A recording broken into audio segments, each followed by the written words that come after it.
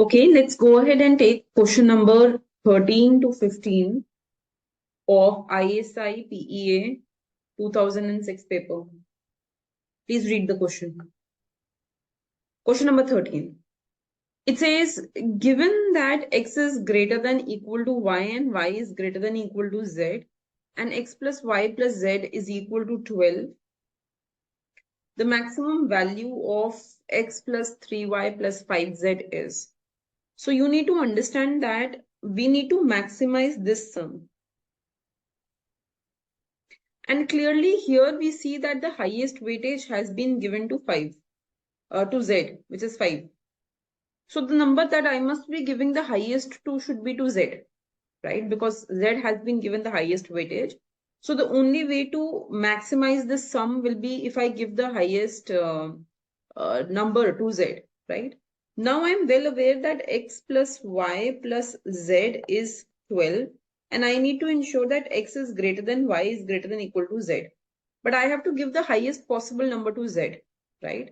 So let's think about it. If I give z as the value 1, then the sum can be 12 in multiple ways, right? So to make the sum 12, I can go ahead and I can have the value of, say, x as 10 and say y as also 1, right? That will go ahead and give me this sum as 12, right? And I will ensure that x is greater than y is greater than equal to z, right?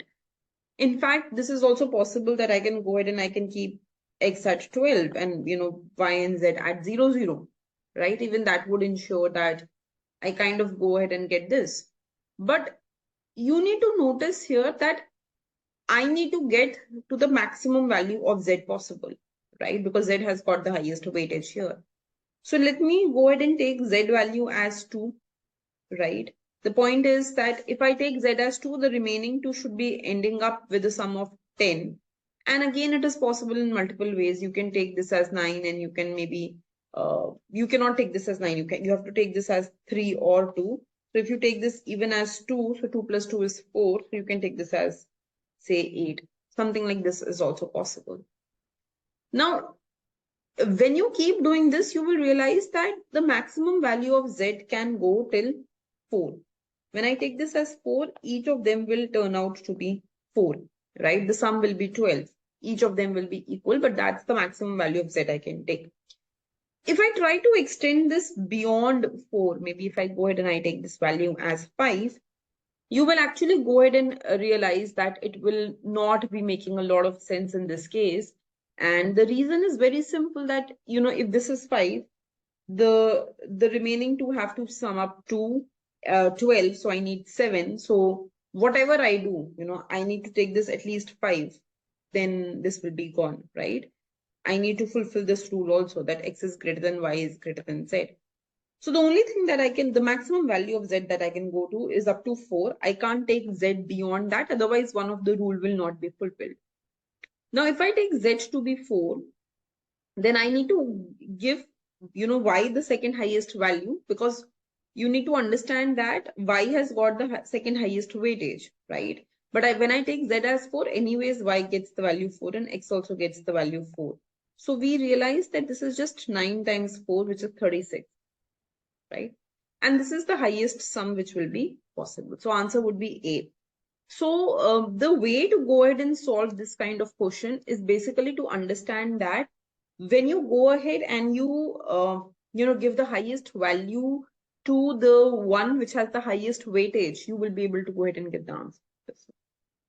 Okay, now coming to the next question. So this says, this is a good one. It says that the number of possible pairs of the integral value fxy that solves this equation is. So what we can go ahead and do is, as of this format, the equation seems to be very, very unclear as to what to do with it. So what we will do is, we will first try to go ahead and rewrite this equation. So 2xy minus 4x square plus 12x minus 5y is equal to 11. So I will go ahead and I will get 2xy minus 5y is equal to 11 plus 4x square minus 12x. Right? Okay. Now I will take y common. So I will get 2x minus 5 and I will get 11 plus 4x square minus 12x upon 2x minus 5. Now I need to make sure that I have integral roots and I have positive integral roots. So integer means it should be whatever is in the numerator should be fully divisible by the denominator, right? So only then I will be able to go ahead and I will be able to get an integer, right? So what I can go ahead and I can do is that I can try to complete the numerator in a possible way such that I make factors which look divisible by 2x minus 5, right? So I need to go ahead and I need to rewrite the numerator in such a way such that I am able to make factors which look divisible by 2x minus 5. So I will go ahead and get something like this. So I will have 4x square. So try to understand. 4x square is nothing but 2x whole square. Now if I somehow need to make this 2x minus 5 whole square, so what do I need, beta? So 2x, so just compare this. So 2x minus 5 whole square, I already have 2x square, will give me 4x square plus 25 minus 20x. 4x square plus 25 minus 20x. This is what I'm going to go ahead and get. So I can clearly notice that this 4x square exists, right? 4x square exists. So now what I can go ahead and do, I already have 11 with me, right? I need to make 11 as 25, right? So in this 11, I can go ahead and I can add 14 and I can subtract 14. That makes it to be 25. And then I already have 12x with me. So in this 12x, I need to make this as 20x. So what I will be going ahead and doing, I will be subtracting 8x from it and adding 8x from it. And then I will be dividing it with 2x minus 5. I will be dividing it with 2x minus 5. So this will go ahead and this will make this as 25. 4x square plus 25. This will go ahead and make it as 20x minus 20x, right? Minus 14 plus 8x upon 2x minus 5. And if you notice this part, it will go ahead and it will become 2x minus 5 whole square minus 14 plus 8x upon 2x minus 5. I hope this is clear to you. Now let us try to think if we can further simplify. Can we also bring this as somehow something related to 2x minus 5? So in order to go ahead and in order to take this, what I can go ahead and do, therefore, I can write this as 2x minus 5 whole square minus I will take 2 common. This will give me 7 plus 4x upon 2x minus 5. Upon 2x minus 5. Okay. So now I need 2x minus 5 here.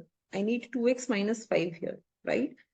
And in order to go ahead and in order to do this, so if I need to make this 2x minus 5, what would I require, beta? What do I need to do? So this is 2x minus 5 whole square minus 2.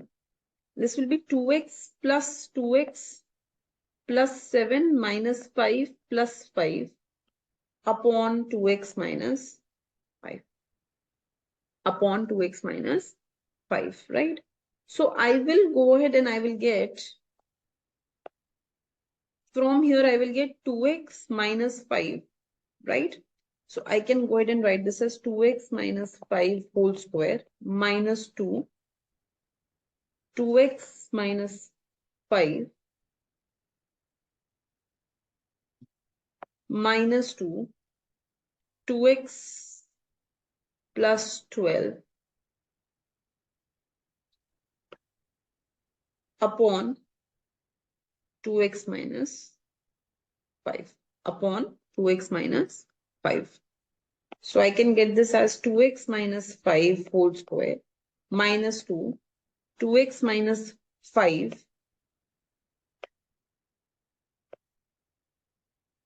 minus 2, I will take 2 out, x plus 6 upon 2x minus 5, right? Alternatively, you could have tried to do something here other than this also. So you know, I can go just, I'm just doing a hit and trial. So what we can also go ahead and do is, so this is fine, huh? But I still see an X factor here. So what I could have gone ahead and I could have done is, in this step that I have done, minus 14 plus 8x, rather than just taking 2 common, maybe what I could have done is something like this. So I could have written this as 2x minus 5 whole square. And I could have written this as minus 12 plus 8x minus 2, right? And then I could have gone ahead and from this aspect, I could have taken 4 out.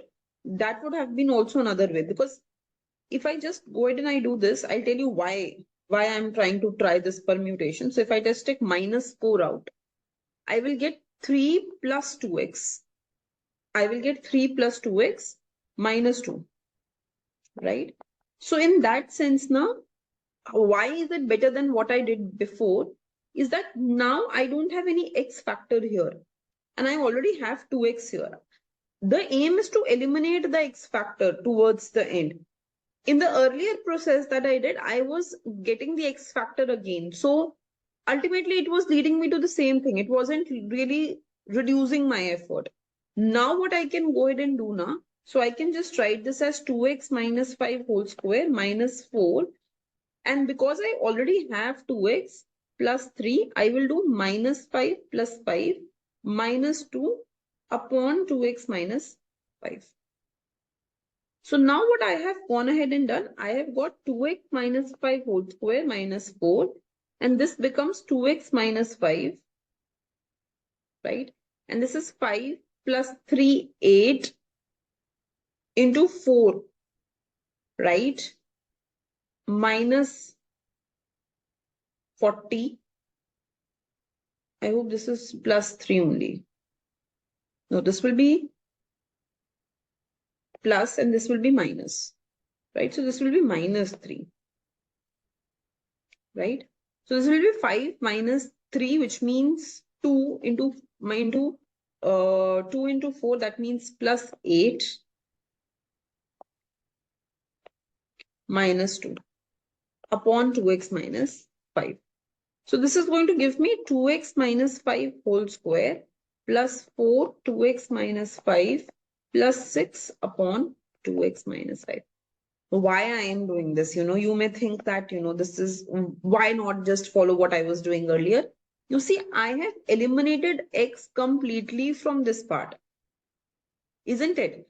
Earlier, I was having x here also. Even after taking common, I had x. So it wasn't really helping me solve any of the thing that I wanted to do. Somehow I need to make it as a factor of 2x minus 5. Earlier, I think towards the end also I was getting x plus 6 or something like that. That wasn't helping me solve the problem in hand, right? It wasn't helping me solve the problem in hand. Now I have been able to go ahead and solve the problem in hand, that now I have got everything as factor of 2x minus 5. So now this is very simple. So now I will be having 2x minus 5 whole square upon 2x minus 5 plus 4, 2x minus 5 upon 2x minus 5 plus 6 upon 2x minus 5. Cancel, cancel, cancel, cancel. So this is going to be 2x minus 5 plus 4 plus 6 upon 2x minus 5. So this is going to be 2x minus 1 plus 6 upon 2x minus 5. Now this looks like a sound solution. Now what needs to be done? So abhi tak to I have just created factors of 2x minus 5. Now it tells me that the solution should be a positive pair of integrals. So I need x to be an integer and I need the solution, the y that I get should also be a positive integer. I don't want it to be negative and I don't want it to be a non-integer, which means I don't want it to be a decimal. So now start thinking around it.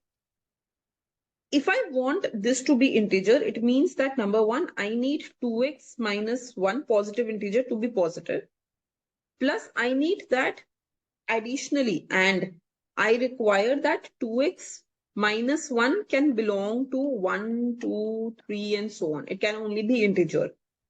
Plus, because if I look here, this is coming in P by Q form. So if I want this to be an integer, right? If I want this to be an integer, I need to make sure that 2x minus 5 is completely divisible by 6. It completely divides 6, right? So this can either be 1, 6 divided by 1 will be 6. This can either be 2, 6 divided by 2 is 3. So we know that 2x minus 5 can belong to either 1 or 2. It can be 3, 6 divided by 3 is 2. It cannot be 4. I will get a decimal. It cannot be 5. It can be 6. So what additionally I have got is that 2x minus 5 can be 1, 2, 3 and 6. These are the only 4 values it can go ahead and take, right? And of course, it has to be positive. Why positive? Because we need to understand that. Why positive? Because only then this number will come out to be positive, right? So I want that this is positive. This will be positive when 2x minus 1 is greater than 0. And I require that 2x minus 5 should also be positive. Only then the fraction will be positive. So I need that x should be greater than 5 by 2, which means x should be greater than 2.5. So if x is greater than 2.5, what are the values that x can start taking? It can take the value 3, 4, 5, 6, and so on. These are the values that my x can take, 3, 4, 5, 6, and so on. But 2x minus 5 can only take these values, 1, 2, 3, and 6, right? So just think about it. If I go ahead and I take the value of x to be 3, x can only take values 3, 4, 5, 6, and so on. And 2x minus 5 can only take values 1, 2, 3, and 6. So if I just go ahead and I kind of try to combine these two things. So if my x takes the value 3, then what will be the answer? 2 into 3 minus 5. So I will get 6 minus 5, that means 1. So 2x minus 5 will be 1 when x is 3. So this is fine. Then what if x is 4? So I will get 2 into 4 minus 1, 8 minus 5, which is 3. And 2x minus 5 can be 3. 2x minus 5 can be 3. This is fine. Now what if I take the value of x as 5? So 2 into 5 minus 5. So 10 minus 5 is 5. No. What if I take the value of x as 6? So 2 into 6 minus 5. So 12 minus 5, 7. No. And beyond this, I don't have to check because I have exceeded 6. So it will never take, it will only take the values more than 7. So I only get 2 x's with me. First x that I get is x is equal to 3. When x is 3, I get the answer as 1. So 2x minus 5 becomes 1, which is fine. I want it to be 1. This is fine when x takes the value 4. 2x minus 5 takes the value 3, which is fine. I am okay when it takes the value 3. But others are not okay. So I only get 2 pairs. Either x can be 3. I get the first value where x can be 3. Or I get the second value where x can be 4. When x will be 3, you can find y, right? When x will be 4, you can find y. So we had already kind of brought y to this version. So when x is 3, you can find y. And when x is 4, you can find y, right? So you can verify that these two should come out as integer. So 6 minus 1 is 5 plus 6, that means 11. And 8 minus 1 is 7 plus 2, which is 9. So these two are positive integers. So I get exactly 2 pairs in this case. So answer will be 2. Okay, come to the next question. So it says consider any continuous function, okay, and which of the following condition is incorrect? F always has at least one maximum. Yes, this is correct, right? So there is nothing wrong with this. X will have one maximum value. It is a continuous function. So by extreme value theorem, I can go ahead and say that it will have a maximum value. It has at least one minimum value. Yes, it's a continuous function. By extreme value theorem, I can say it will have it will have a minimum value. there exists an x belonging to 0 to 1, that means in this continuous region, such that f of x is equal to x. This is also correct, right? I can go by intermediate value theorem. So what I can do is I can go ahead and say that since this is a continuous function between 0 to 1, it goes from 0 to 1 to 0 to 1. So there definitely exists some c such that f of c will be equal to c, right? So this is correct by our intermediate value theorem. Nothing wrong in it. Okay, now let's go to the fourth part. The function always has a property that f of 0 belongs to 0, 1. F of 1 belongs to 0, 1. Then f of 0 plus f of 1 will be 1. So this is an incorrect answer. What if the function is a constant value function? So let's say that I give you f of 0 is equal to 3 by 4, right? So the value 3 by 4 is between 0 and 1. You're putting between 0 and 1. You're getting an answer between 0 and 1. I am also taking f of 1 as 3 by 4 because it is a constant value function. So f of 1 will also be 3 by 4, right? Now if I do f of 0 plus f of 1, I will go ahead and get the answer as 3 by 4 plus 3 by 4, which is going to be 6 by 4, which will be 1.5, right?